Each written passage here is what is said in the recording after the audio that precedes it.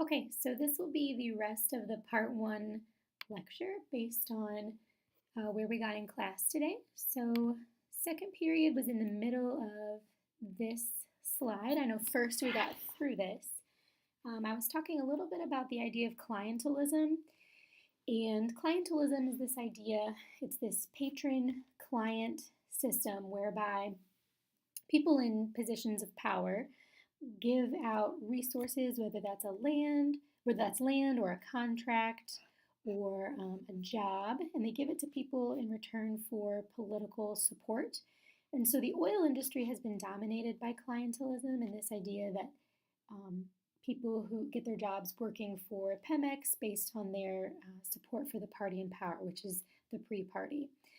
Um, and the the time period from 1940 to 1982 has been characterized by fluctuating oil prices and debt. And so when you couple that with patronage, sometimes what you get is a pretty unstable system here, or a system that is fraught with corruption.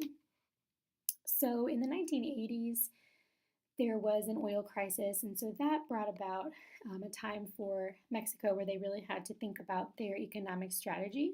So the presidents during the 80s and up until 1994, which were Miguel de la Madrid and Carlos Salinas, focused on changing the priorities. So they got away from that import substitution and they instead focused on neoliberalism. And neoliberalism, as we've talked about in the past, when we talked about Russia or China, neoliberalism is relying on market strategies, it's relying on foreign investment, it's limiting the government's involvement in the economy.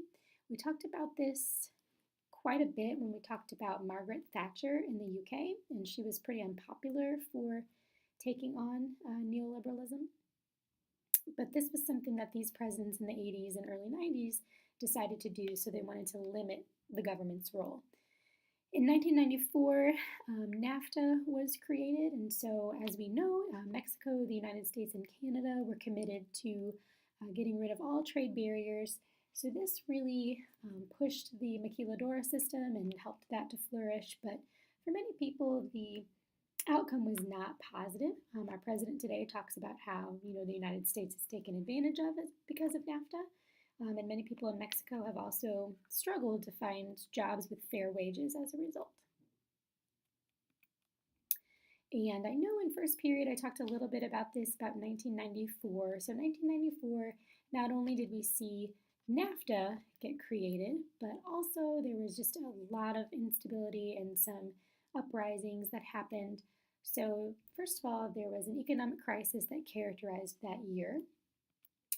There also was a rebellion in Chiapas, which is a southern state, and a group of Zapatistas came about and they seized the control of some communities there, and their goal was to demand economic opportunity, to demand more economic rights and more opportunities for indigenous people. They wanted to repeal NAFTA because they argued that people in the South had been particularly harmed by it, and they wanted more land rights. I think I said that.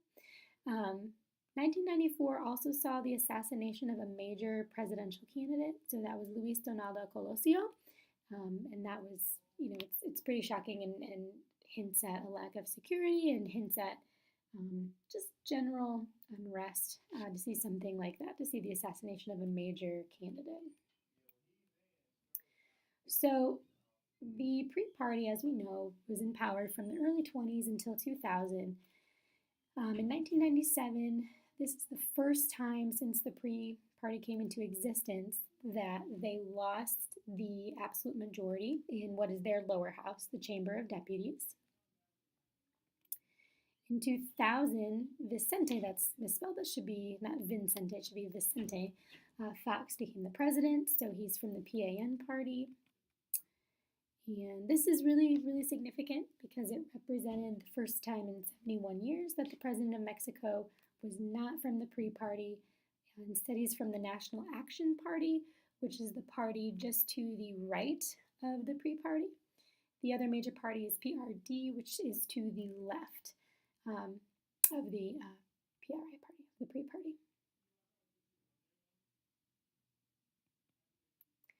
So in recent history, in 2000, again, Vicente Fox was elected from PAN. The party retained control of the presidency in 2006. Remember, each president serves one 6-year term. He was contested by Obrador of the PRD party. Obrador is running for office again in 2018. He actually has left the PRD party. He started his own party, and he's currently leading the polls. So that's pretty interesting. Actually, in this upcoming election, the PAN and the PRD are sort of combined behind one candidate. So take a look at that website that's on Our Day on Canvas, and it kind of goes through that. In 2012, power shifted back to the PRI party under Enrique Peña Nieto, who is the current president. And Nieto is not incredibly popular. He has been criticized for his dealings with President Trump. Many people wish he would have, think he should have taken a stronger stance against President Trump and everything that President Trump has been saying about Mexico paying for the border wall. I think I mentioned in class, check out Vicente Fox's Twitter feed if you get a chance. You'll see his thoughts on our president. Okay, so we will talk a little bit.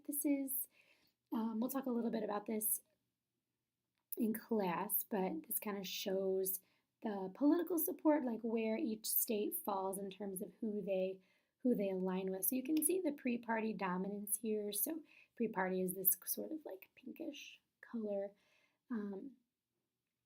And then the other party, the PAN party, and kind of their regional support here with a little pocket right there. All right, and that is it. I told you that would be short, so take a look at that website. Please start reading chapter 16 and make sure you can answer all the questions that are listed on our Canvas page. And I will see you all tomorrow.